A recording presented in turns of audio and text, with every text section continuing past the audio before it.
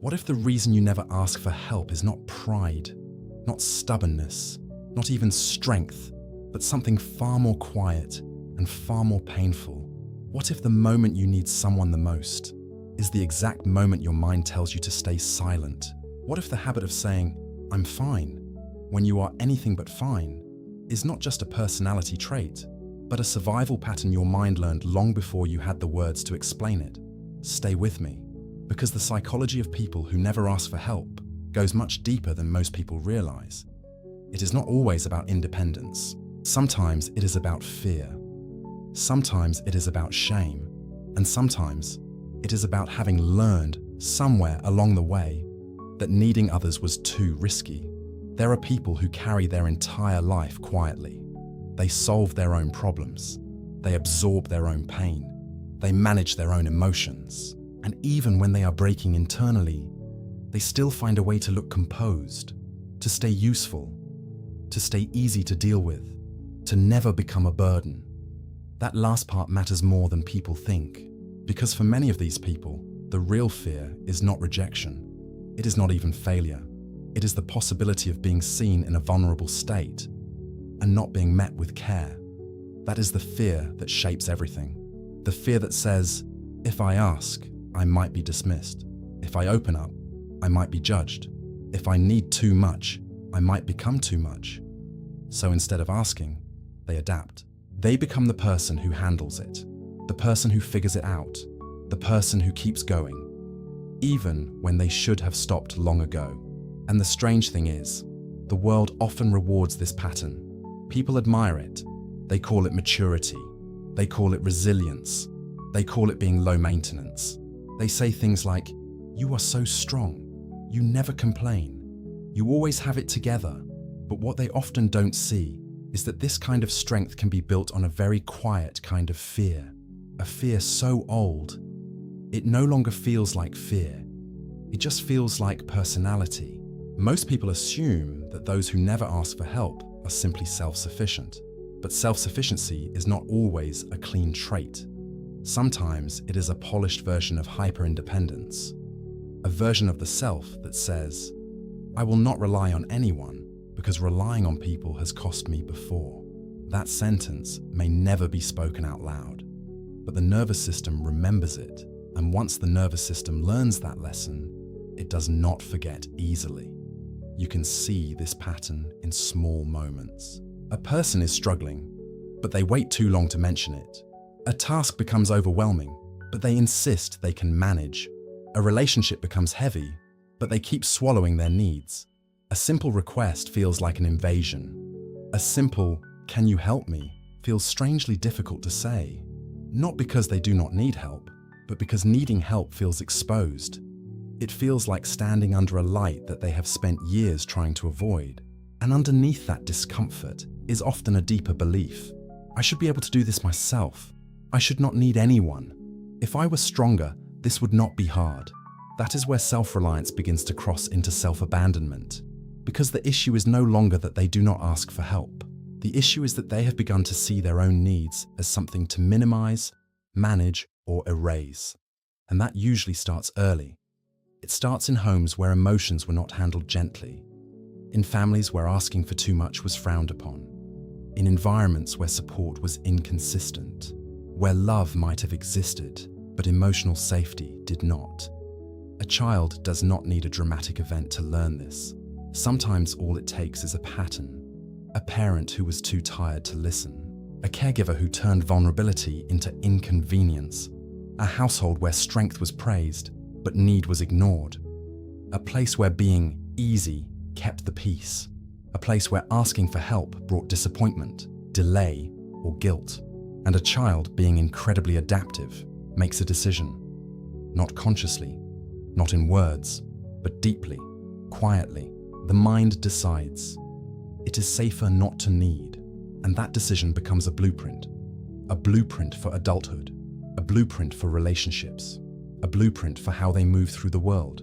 So they grow up learning how to cope alone, how to solve problems alone, how to sit in pain alone, how to become so competent that no one notices the cost. And over time, they stop knowing where capability ends and emotional isolation begins.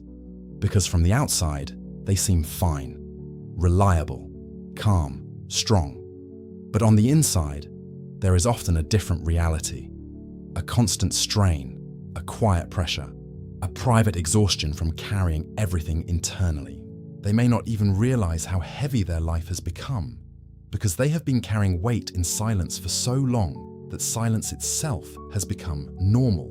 That is one of the most dangerous parts. When pain is repeated often enough, it becomes familiar. And when familiarity is mistaken for strength, the person never questions whether the pattern is actually hurting them. They just keep going. They keep saying yes. They keep handling things. They keep telling themselves it is easier this way. But easy is not always healthy. And quiet is not always peaceful. Sometimes quiet is just loneliness wearing a disciplined face. There is another layer to this too. People who never ask for help often develop a powerful internal identity around being the one who copes, the one who remains composed, the one who does not fall apart, the one who others can lean on.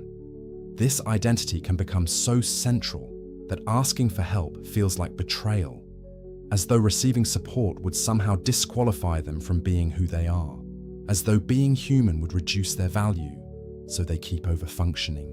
They anticipate needs before anyone mentions them. They keep emotional distance while staying helpful. They become excellent at noticing other people's struggles while becoming blind to their own.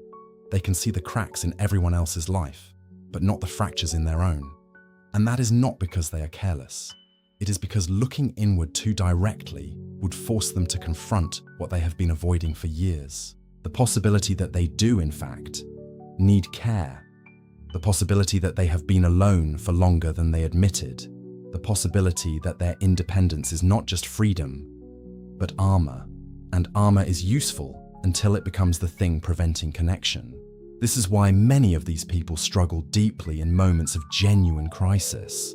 Not because the crisis is too big, but because the instinct to ask for help has been underdeveloped for so long that when they finally need support, the request feels unnatural, heavy, embarrassing.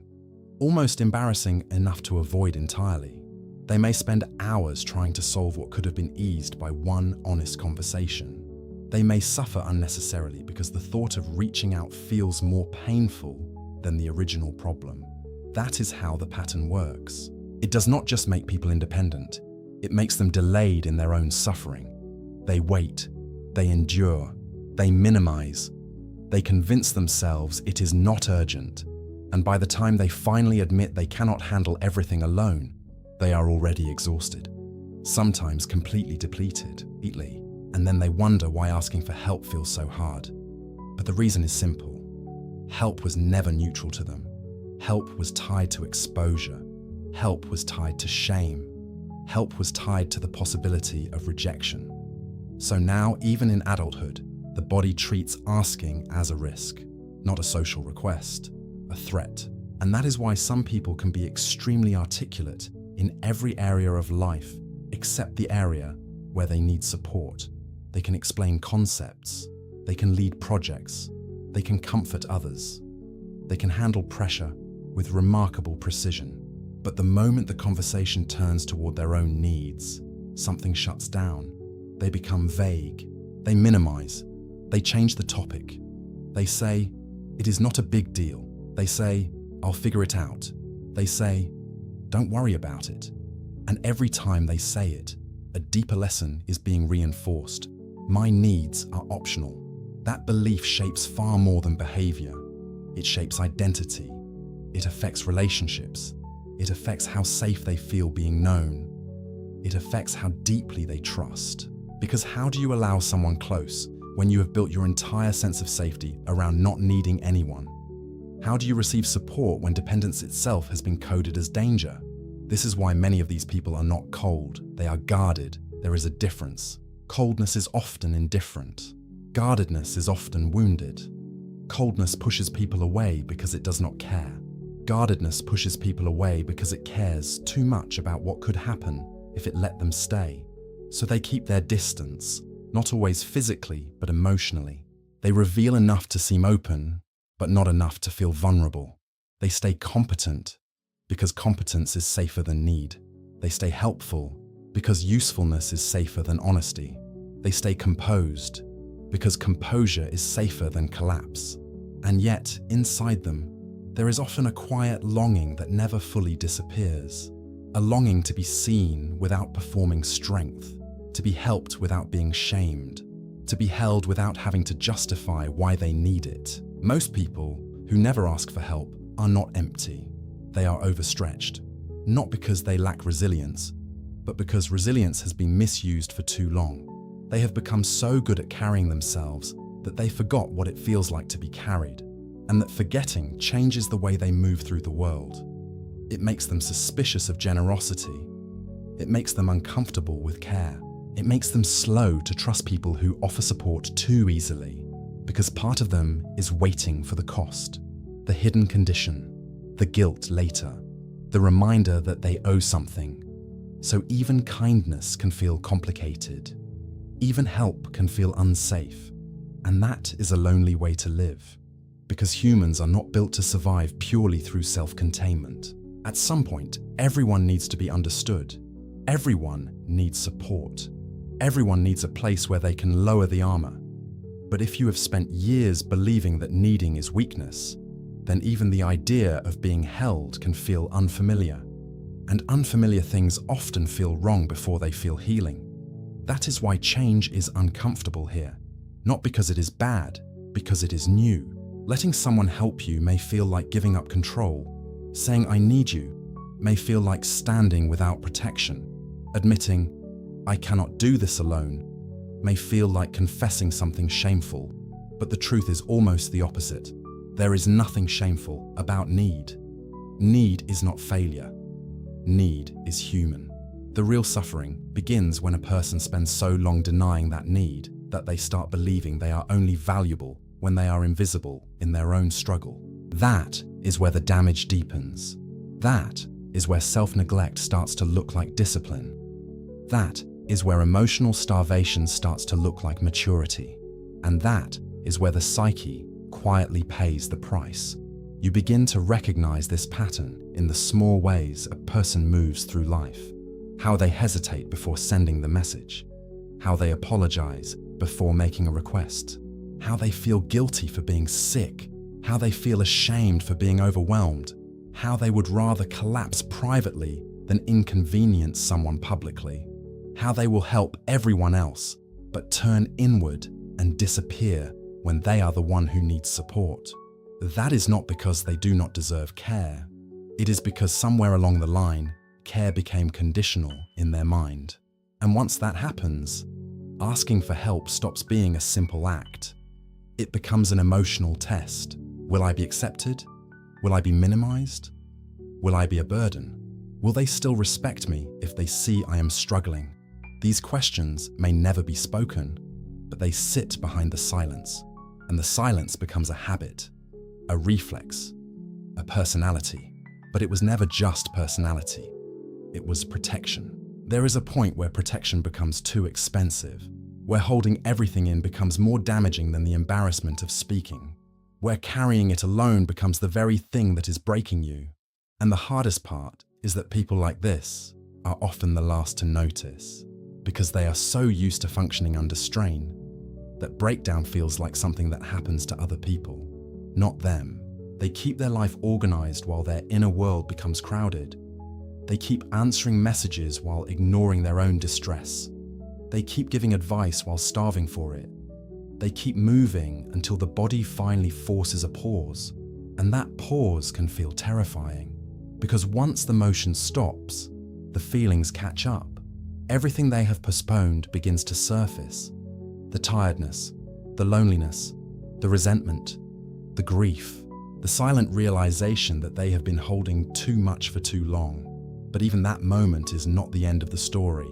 It is the beginning of honesty, because once a person understands why they never ask for help, they can finally stop treating their silence as a moral virtue.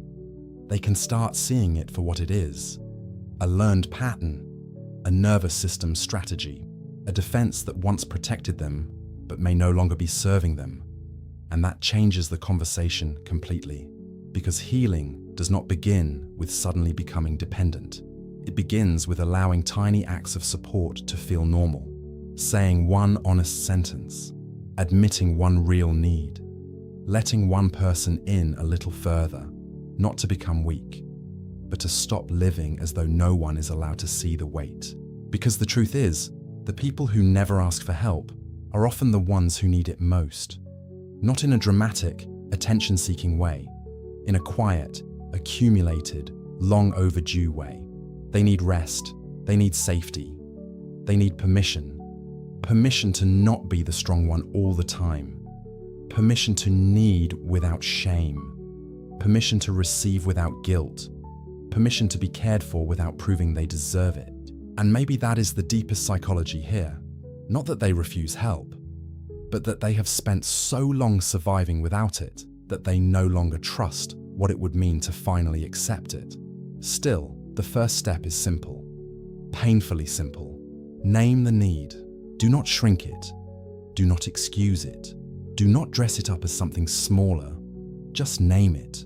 Because the moment a need becomes visible, it stops being a private sentence you must carry alone. And once that happens, something begins to shift. Not all at once, not loudly, but enough to matter, enough to remind you that you were never meant to do everything alone. You were not built to be endlessly self-contained. You were built to be human, and human beings were never meant to carry every burden in silence. If this video made you recognize yourself, it is not because you are weak. It is because you have been strong in the only way you knew how. But strength is not the same as isolation. And one day, the most powerful thing you may ever do is not to keep holding it together, but to let someone help you hold it. Before you go, share your story in the comments below. You never know who might read it and finally feel less alone. And if you want to stay in this space where the hidden psychology of people is spoken about honestly, subscribe. Because sometimes the first real help a person receives is simply hearing themselves described with care.